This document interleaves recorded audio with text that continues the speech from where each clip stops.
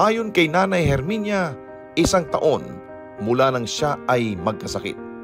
Last year lang, aksidente yung mga mata ko. Natamaan ng folding umbrella. Tapos nalang din akong stroke. Ang hirap. Grabe. Hirap. Lalo na sa stroke. Tamata hindi masyado. Pero ngayon, tamata, masyado na rin.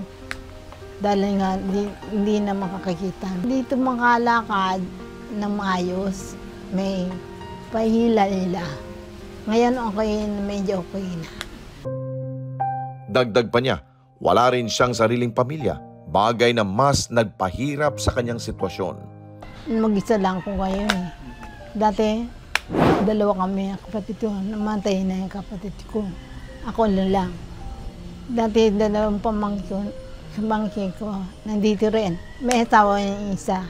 Hirap pa, mag-isa ka lang lahat eh. Siyempre, kung may anak ka na, din na ito sa mga anak mo. Ayaw mo na eh. Gaya na naglilinis ako, paunti-unti linis. Bumili lang naman ako nagluto. Hindi na ako nagluluto. Noon ako nagluluto, ngayon hindi na. Mag-isa na lang ako. Ngunit matapos uminom ng #1 food supplement sa bansa na King's Herbal Plus, mas guminhawa na ang kanyang pakiramdam. Dahil sa pag-inom ko ng King's Herbal Plus, gumanda pa rin ko. Nakakaaninag na. Dati walang naaninag. Tapos, itong stroke ko, okay ito. Gumanda.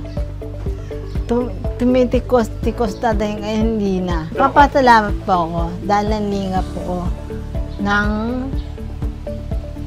King's Herbal Plus.